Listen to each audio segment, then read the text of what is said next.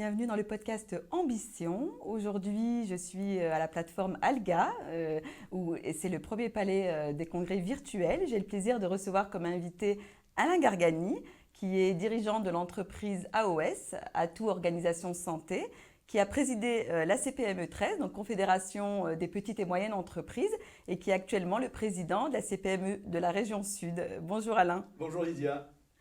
Eh bien, c'est un plaisir d'être ici aujourd'hui. Alain, Plaisir partagé.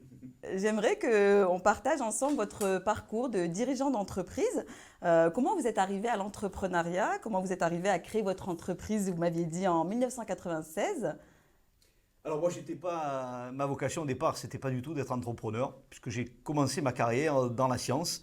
J'ai fait un doctorat de physique. Alors j'étais à Lumini et je suis resté 10 ans à Lumini parce que les calanques sont tellement belles et que j'adorais l'escalade, donc ce qui m'a poussé à faire de nombreuses études. Et puis mon début de carrière, j'ai été enseignant-chercheur. Et pendant ce temps-là, j'ai eu à organiser un congrès dans mon laboratoire.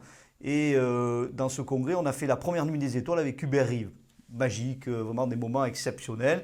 Puis mon premier poste, je l'ai eu à l'INSA Lyon, et me voilà parti à Lyon à étudier des dislocations dans des matériaux composites. C'est des déformations atomiques en fait, mais c'était moins rigolo que l'organisation d'événements. Et donc quand j'ai regardé dans le rétroviseur, je me suis dit, ben, ça me plaît. Et l'âme d'entrepreneur est arrivée petit à petit, et j'ai décidé de me lancer dans ce volet-là, en créant quelques activités, notamment l'organisation de congrès en 1996, on était un peu précurseur à l'époque. Et voilà, maintenant je suis devenu un peu serial entrepreneur, mais on en reparlera. D'accord, vous aviez quel âge Alain lorsque vous avez créé votre entreprise? Je devais avoir 30 ans. 30 ans, oui. Et à ce moment-là, est-ce que vous aviez une vision de ce que vous vouliez par rapport à cette entreprise, de la manière dont vous vouliez, vous, embarquer votre équipe en fait? Alors, c'était un nouveau métier à l'époque, organiser des congrès, il n'y avait pas d'agence spécialisée là-dedans. Et donc, j'ai senti qu'il y avait vraiment un besoin. Et alors, ce qu'on appelle les sociétés savantes sont des associations qui regroupent des métiers comme les médecins endocrinologues, comme les physiciens. Tous ces métiers-là organisaient chaque année un congrès, mais ils bricolaient. C'était vraiment le laboratoire, il n'y avait pas de savoir-faire dans le laboratoire. Tout le monde a arrêté son activité, c'est-à-dire les chercheurs ne faisaient plus de recherche, on ne faisait plus d'enseignement, les secrétaires, on faisait des badges, des inscriptions, et vraiment c'est une révolution dans le laboratoire. Donc là j'ai senti qu'il y avait un nouveau métier à développer, et donc je suis parti dans cette aventure et j'ai embarqué très vite un certain nombre de collaborateurs qui ont cru à cette aventure, et donc plus de 25 ans après, on continue à être dans les leaders dans le domaine du congrès. D'accord, donc vous êtes parti d'une page blanche en fait, où vous avez construit votre offre événementielle quelque part. Ah, complètement, page blanche. Et en parallèle, c'était aussi une page blanche pour moi qui était physicien. Donc je n'avais aucune compétence en la matière d'entrepreneuriat. Et donc j'ai en accéléré passé des formations avec l'IRCE en particulier. Pendant 1 an, j'ai été formé au métier de chef d'entreprise. Mais dans ce temps-là, j'avais aussi 2-3 autres idées. Puisque celle-là, elle a réussi, mais j'en ai quand même une qui a capoté assez vite. C'était d'ailleurs la première idée. J'ai monté le premier libre-service informatique. Donc on était en 95, où j'achète 10 ordinateurs. Et dans les laboratoires à l'époque, on communiquait déjà avec le monde entier par Internet. Donc j'ai pris un modem, j'ai fabriqué un modem, je l'ai connecté avec 10 ordinateurs et je nous ai connectés dans un centre des jeunes qui étaient sur la Canebière au monde entier. Sauf que quand les gens arrivaient pour se connecter, il n'y avait personne encore connecté de l'autre côté puisque c'était le début d'Internet. Et donc, je me suis retrouvé à faire des CV en fait dans ce livre, Service informatique. Et donc, le modèle économique, il n'a pas été rentable du tout. Et ce qui fait que ma deuxième activité, elle, par contre, en parallèle, était en train de se développer. Donc, j'ai arrêté la première pour perpétuer la deuxième. D'accord, ça me permet justement d'aller sur la question des échecs, puisque vous êtes un entrepreneur depuis un certain nombre d'années. J'imagine que des échecs, vous en avez connus. Comment vous avez réagi par rapport à ça? Est-ce que parfois vous aviez envie d'abandonner ou au contraire de pouvoir capitaliser là-dessus et de rebondir? Là, pour le coup, c'est un très bon exemple. Comment vous avez réagi quand ça n'a pas fonctionné finalement pour vous? Alors déjà, moi, je ne supporte pas l'échec. Et donc, quand il y a un échec, on se remet de suite en question, on travaille pour être plus performant. Et pour autant, donc, je ne supporte pas l'échec, mais j'adore l'échec parce que ça nous rend plus performants. Et donc, au travers de toutes les expériences, il y en a beaucoup, hein, où quand vous perdez un client, par exemple, si vous n'avez pas bien travaillé, donc il faut se remettre en question, les équipes se remettent en question pour avancer. Quand une entreprise n'a pas de modèle économique, eh bien, il faut savoir aussi arrêter l'entreprise et se poser les bonnes questions. Et c'est comme ça qu'un chef d'entreprise, il grandit. C'est au travers des échecs. Quand ça va tout seul, eh bien on se dit c'est naturel, mais on n'a pas de plus-value puisque ça déroule. Quand il y a un échec, on se pose, un échec ou une baisse d'activité, hein, ou un arrêt d'activité. La création d'Alga, c'est un arrêt d'activité. Donc là, vous êtes dans un échec mondial puisque toute l'économie s'arrête. Et à un instant, donc on est au 17 mars 2020, et là on se dit le monde il va s'arrêter, comment on va faire pour payer les salaires des collaborateurs, comment ça va se passer. Et là, de cette partie-là, on arrive à se réinventer, à se poser les bonnes questions, à embarquer encore tout le monde dans une énergie positive pour essayer de construire un modèle qui va fonctionner, donc un modèle économique avec une vision innovante, puisqu'on a créé le premier palais des congrès virtuels où on nous accueille aujourd'hui et on est ravis. Et dans ce premier palais des congrès virtuels, on a embarqué aussi tous nos clients et puis après toute la planète qui avait besoin de se rencontrer à distance, puisque à ce moment-là, il y avait le confinement total. Et aujourd'hui, on a réinventé encore un nouveau concept, c'est l'hybridation des événements. Et on est en train d'embarquer tous les événements en présentiel. On leur met une partie digitale. Voilà, c'est tout ça. La vie d'entrepreneur, elle est faite de succès, mais aussi de beaucoup d'échecs. Et je dirais que la partie la plus riche, c'est pour nous, pour grandir, c'est les échecs. D'accord. Je vous sens très enthousiaste et dynamique. En tout cas, c'est votre naturel aussi, Alain. Comment vous faites pour transmettre ça au niveau de vos équipes, c'est-à-dire de toujours être dans une dynamique, d'être moteur? Vous êtes aussi maintenant président de la CPME Sud, donc vous défendez aussi les intérêts des TPE, PME. Voilà, vous embarquez, mais de quelle manière et comment vous gardez motivés les troupes quelque part? Alors déjà, il faut que dans le tempérament, c'est un tempérament hein, qu'on cultive tous les jours, qu'on travaille tous les jours. Et moi, j'ai un certain nombre de moteurs qui me permettent d'avoir cet enthousiasme. Et la première règle que je me suis fixée, c'est d'être toujours positif. Alors pas positif au Covid, bien sûr, hein, mais positif dans mon attitude, dans mon énergie, pour embarquer avec moi, avec cette énergie positive, vers de nombreuses aventures. Alors comment j'arrive à avoir cette énergie positive? C'est aussi un rythme de vie. Moi, tous les matins, à 7h, 7h15, je bois une petite noisette au bar et à 7h20, je suis en train de faire une heure de sport, embarquant aussi des gens avec moi pour avoir cette énergie. Et débuter une journée par le sport, après vous voyez la vie positivement, quoi. C'est génial. Et après, cette énergie, on l'insuffle au travers des gens qui nous entourent, soit en les embarquant dans le sport, parce que c'est aussi un moyen de baisser le stress, de voir les choses un peu différemment, soit après avec surtout une grosse écoute et puis un partage des valeurs. Pour embarquer les gens, il faut qu'on partage les mêmes valeurs. Pour moi, c'est la confiance, c'est le respect, c'est la bienveillance, c'est un peu de créativité aussi, ça nous aide à grandir. Voilà, c'est ces valeurs-là qui vont nous permettre de partager avec des gens une vision. Et puis quand la vision, on y croit tous, eh bien, on a une énergie folle pour arriver, que ce soit dans des combats politiques, que ce soit dans des combats économiques, que ce soit pour l'entreprise. Plus on est nombreux à porter cette vision, plus on va gagner. Et je crois que c'est avant tout donc, une énergie parce qu'on se la donne, parce qu'on a une hygiène, parce qu'on embarque ce côté un peu sportif. Et il ne faut pas oublier la convivialité aussi, hein. Ça c'est aussi important, ce que vous voulez là m'importe beaucoup. Et puis après, partager au travers de valeurs une vision. Justement, parfois les valeurs, elles sont un peu décriées parce que, je dirais, certains candidats ou des personnes qui sont employées dans des entreprises disent, bon, ok, on nous a parlé de bienveillance, mais la bienveillance, je ne la ressens pas forcément au niveau de l'entreprise. Donc, des fois, si vous voulez, les valeurs, elles ne se traduisent pas forcément. Vous l'illustrez comment au quotidien avec vos équipes, Alain? Alors déjà, première chose, dans notre entreprise, c'est écrit en gros. Donc quand on rentre dans l'entreprise, nos valeurs sont écrites sur le mur.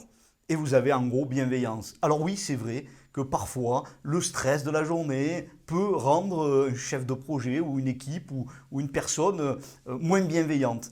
eh bien on essaie chaque fois de se rappeler qu'on est dans un univers de partage, qu'une entreprise, c'est surtout une TPE-PME, c'est vraiment un petit monde. On est là pour s'entraider, pour s'écouter, pour se comprendre et pour construire ensemble.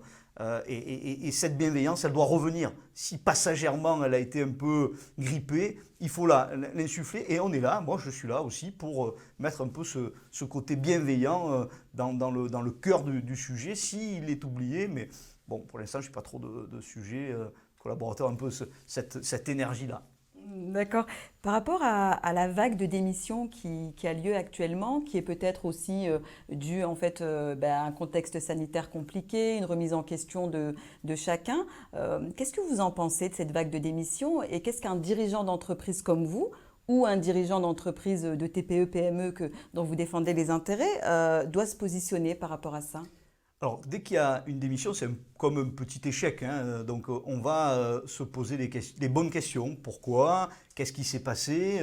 Et c'est vrai que le contexte qu'on traverse a accéléré ce phénomène. Et moi, dans mon entreprise, j'ai chef de projet qui avait 17 ans de boîte, qui était hyper performante et qui, avec le contexte, a décidé de changer de métier totalement, comme on le voit dans la restauration, comme on le voit dans beaucoup de métiers.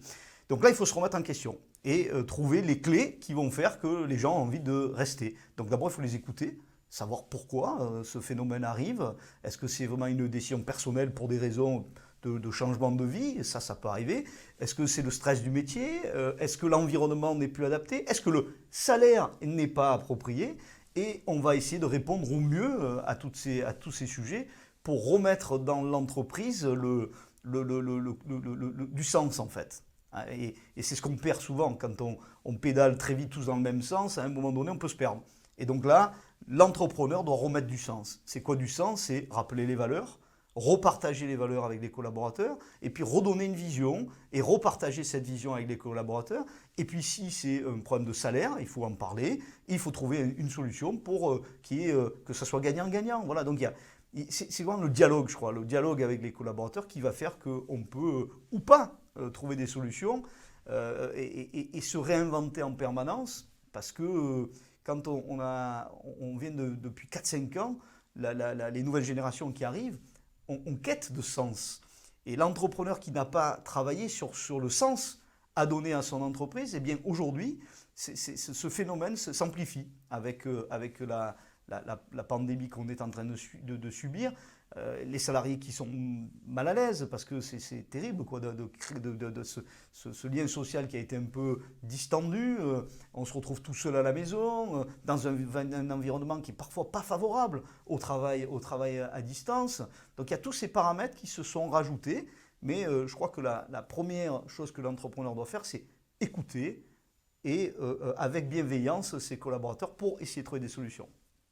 D'accord. Vous parliez de performance tout à l'heure. Pour vous, c'est quoi une entreprise qui est performante? Alors, moi d'abord, là, je pense que la plus grande richesse d'une entreprise, c'est ses collaborateurs.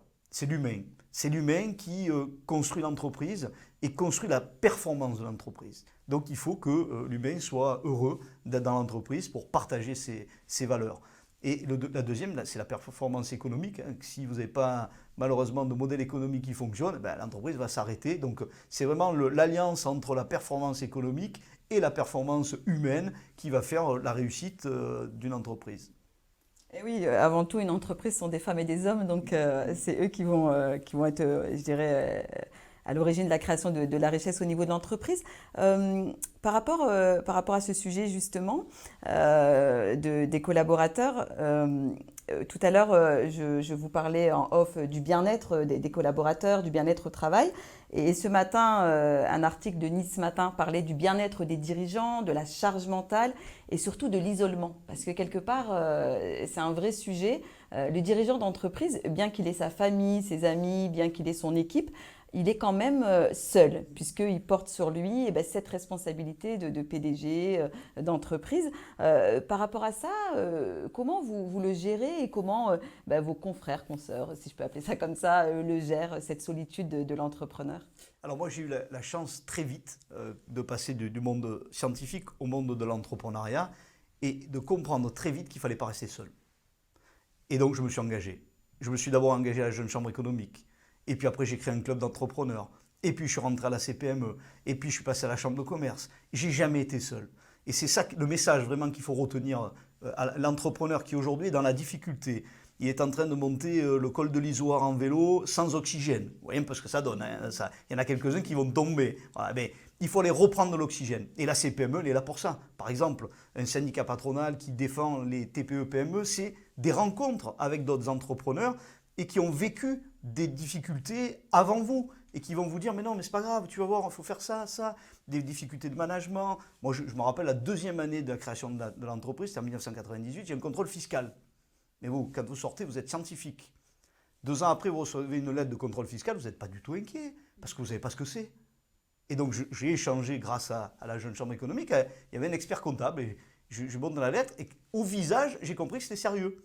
Et donc c'est ces échanges qui font la richesse en fait et qui vous accompagnent parce que vous ne savez pas forcément tout au départ et vous apprenez au travers des autres. Donc ne restez pas seul, c'est vraiment le secret de la réussite d'un entrepreneur. Vous croyez en la force du collectif? Oui, complètement. Parce que on pise une énergie, on donne de l'énergie et quand on n'est pas bien, c'est là qu'il faut aller au contact. Il ne faut surtout pas rester dans sa bulle, le nez dans le guidon, parce que là on va exploser. Et fatalement, l'entreprise, au lieu de voir le verre à moitié vide, moitié plein, pardon, on va voir le verre à moitié vide. Et au moment où on voit le verre à moitié vide, là, on est en danger. Tout à fait. Quelle est votre plus belle réussite, Alain? Waouh. Vous avez eu des belles réussites. Un 7B+ à vue en escalade. Ah oui, vous parliez d'escalade, c'est une passion? C'est une passion, oui. Non mais ça, il y a très longtemps. Hein, là, malheureusement, j'ai l'entrepreneuriat qui est passé par là, donc j'en fais un peu moins, je fais un peu de VTT, je suis un peu passionné. Alors, mes plus belles réussites, c'est d'abord, de voir mes collaborateurs heureux quand on a de beaux chantiers. La dernière, c'est Alga. C'est clair qu'on était tous presque déprimés, un peu stressés de l'avenir. Et puis, boum, par magie, on a sorti ce projet et qui a enthousiasmé toute l'équipe. Et pour nous, voilà, c'est fantastique quand on arrive à embarquer l'équipe et qu'il y ait un résultat comme ça, c'est magnifique. C'est un exemple intéressant parce que pour le coup, vous et votre équipe, vous vous êtes adaptés, vous avez été agile et vous avez conçu une nouvelle offre qui était adaptée au marché puisque nous sommes tous chez nous isolés en télétravail en tout cas. Un entrepreneur qui aujourd'hui ne s'adapte pas, son entreprise, elle est vouée forcément à mourir? C'est compliqué, hein. Quand on ne s'adapte pas, on ne voit plus le marché. Les clients, les concurrents, on est en mouvement constant. Et les TPE-PME, contrairement aux grands groupes, on est hyper agile. Moi j'ai beaucoup de copains pendant la Covid qui se sont réinventés, des parfumeurs qui ont fait des gels, des gens qui faisaient des tissus, ils ont fait des masques. Voilà, il faut en permanence se réinventer. Et un secret, c'est aujourd'hui, on est dans le monde de la digitalisation. Donc là aussi, il ne faut pas le refuser, il faut aller avec, il faut l'accompagner, et qu'on soit commerçant, qu'on soit artisan, qu'on soit avocat, enfin peu importe, il faut aller dans ces endroits-là pour continuer à avancer, se réinventer. Donc oui, il faut être agile et innovant. Avant qu'il y ait eu cette crise sanitaire, on sentait qu'on allait vers une digitalisation, on commençait à avoir de plus en plus de sites internet, de sites e-commerce.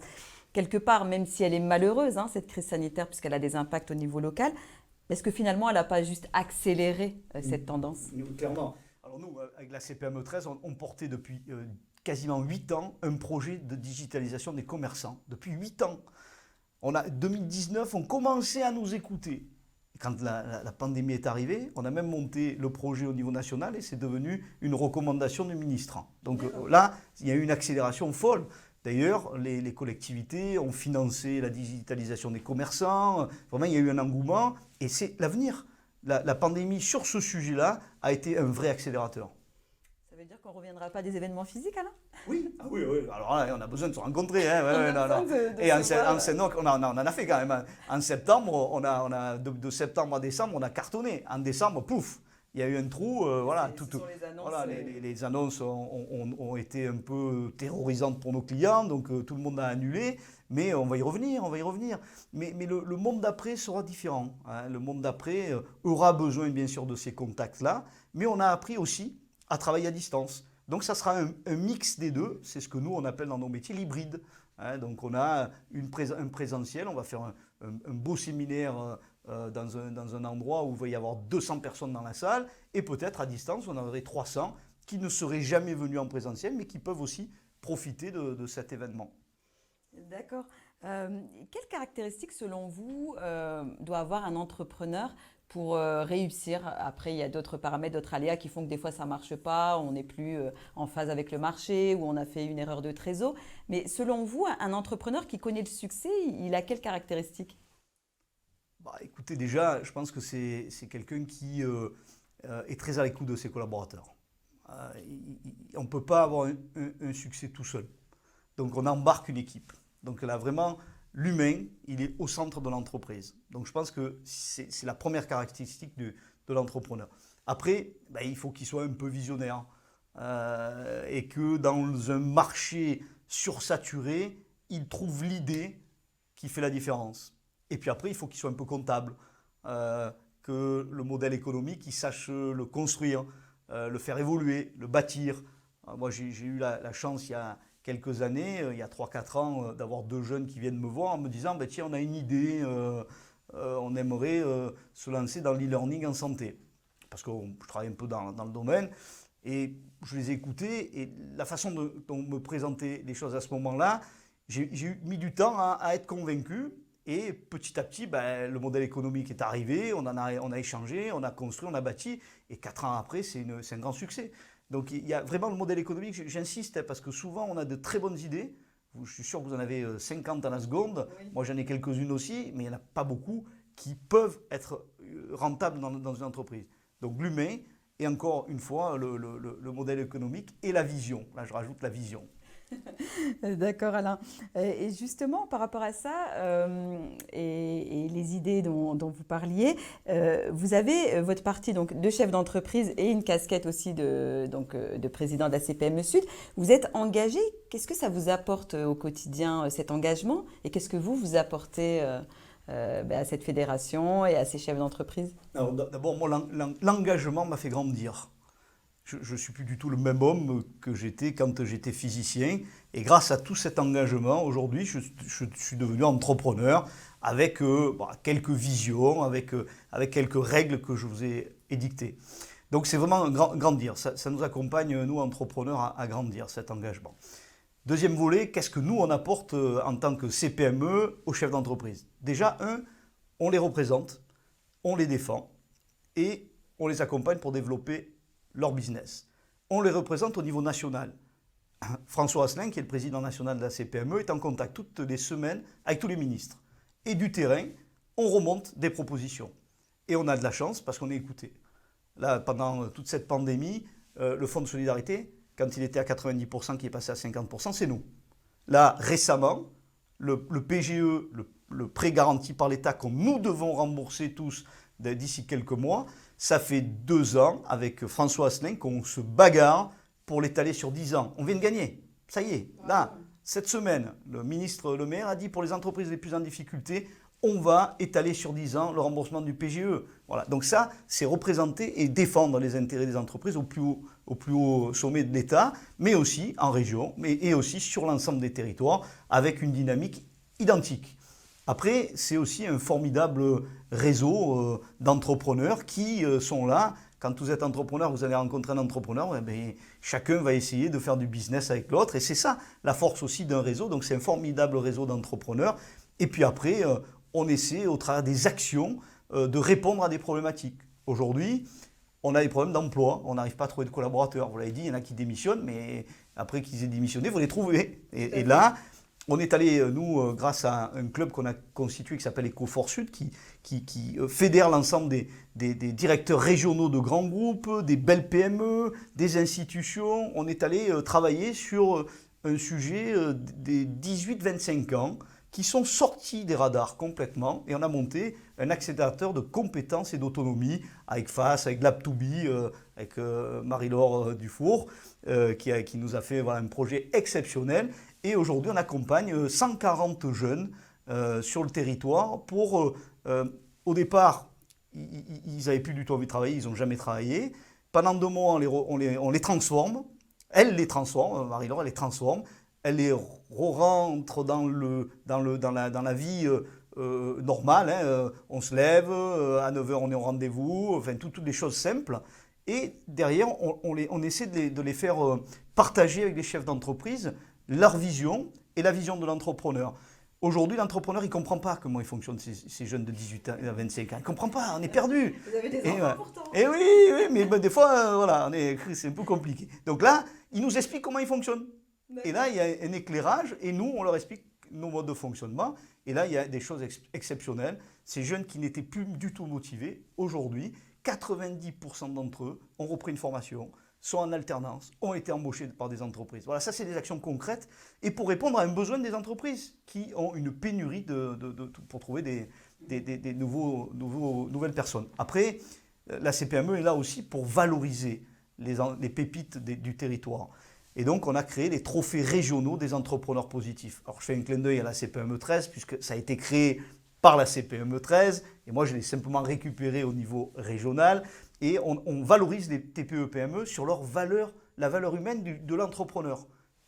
Nous, c'est toujours pareil, la bienveillance, l'éco-responsabilité, le courage.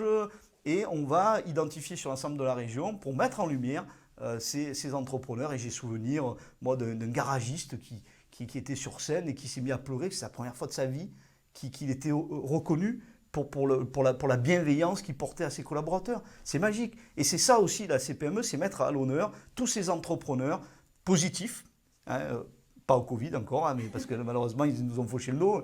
Nous, on est des entrepreneurs positifs. Donc, tous ces entrepreneurs au travers de leurs valeurs humaines. Et on a un succès exceptionnel. C'est 2-3 000 entrepreneurs sur l'ensemble du territoire qui sont mobilisés sur cette action. Et ça redonne un peu de sens. Et on l'a fait pendant le confinement, à distance, mais on a réussi à le maintenir et ça a donné aussi une respiration positive. Voilà, donc c'est tout cet engagement au service des entreprises. On ne les a jamais lâchés pendant toutes ces périodes. Il y a eu des webinars sur tous les territoires organisés pour donner les dernières infos, aussi en partenariat avec la région. Toutes les semaines, il y avait une task force qui a été montée par Bernard Klenhoff pour accompagner l'économie. Voilà, on a vraiment été au contact quotidien des entreprises. Et enfin, on les défend aussi localement, au tribunal de commerce, au prud'homme, à l'URSSAF, parce qu'on a des mandataires qui nous représentent. Et s'il y a des entrepreneurs qui nous écoutent, et il y en a beaucoup, il faut leur dire qu'ils viennent vite à la CPME, passer leur maison. On a les mêmes valeurs qu'eux et on va ensemble être encore plus forts, puisque je vous rappelle que la CPME est la première organisation patronale en nombre d'adhérents au niveau national, 243 000 adhérents. D'accord, très bien. Donc, le fait de vous engager et d'agir pour ces entreprises, vous vous engagez aussi quelque part pour le territoire, pour la région maintenant, et ce qui fait que vous participez finalement à la dynamique territoriale et vous participez à cette attractivité, puisque de plus en plus des entreprises sont attirées donc pour s'installer sur la région sud. Vous définissez aussi comme ça, Alain ? Bien sûr, nous, valorisant le territoire par l'économie, évidemment, on attire des nouveaux talents, on attire des sous-traitants, on attire de nouveaux start-upers et on a la plus belle région du monde, il faut se le dire.